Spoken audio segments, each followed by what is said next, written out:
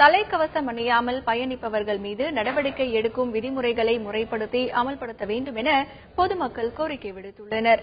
தமிழகத்தில் இருசக்கர வாகனத்தில் பயணிப்பவர்கள் தலைக்கவசம் அணிய வேண்டியது கட்டாயம் என்ற விதிமுறை நடைமுறையில் உள்ளது.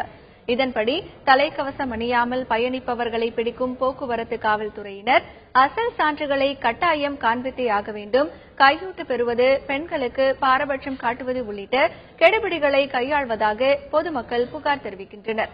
இன்றைக்குள் அபராதம் செலுத்த வேண்டும் போன்ற விதிகள் முறையாக இல்லை என்று கூறும் அவர்கள் இந்த பிரச்சினைகளை களைய தலைக்கவசம் அணியாதவர்கள் மீது நடவடிக்கை எடுக்கும் விவகாரத்தில் விதிமுறைகளை முறைப்படுத்தி அமல்படுத்த வேண்டும் என கோரிக்கை விடுத்துள்ளனர். ஸ்பாட் ஃபைன் கொடுக்குறேன், அப்படியே விட்டுருங்க அப்படின்னு அவங்க ஒத்துக்கவே இல்லை.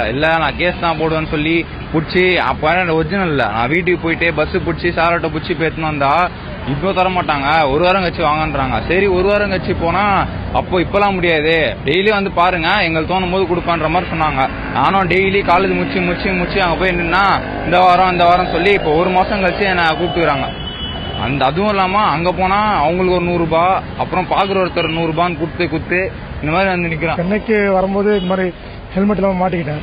வேற அவங்க வந்து ஒரிஜினல் கேட்டாங்க, வீட்டில் போயிட்டு ஒரிஜினல் எடுத்து வந்து கொடுத்தேன். அன்னைக்கு ஈவினிங்கே தரேன்னு சொன்னாங்க.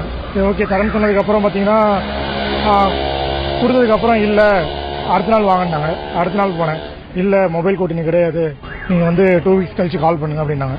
2 வீக்ஸ் கழிச்சு கால் பண்ணோடனே இல்ல நாங்களே உங்களுக்கு கால் பண்ணோம் அப்படின்னாங்க. திருப்பி இப்ப நேற்று தான் கால் பண்ணாங்க. இதுக்காக நான் திருச்சியில இருந்து இப்ப கிளம்பி வந்தேன்.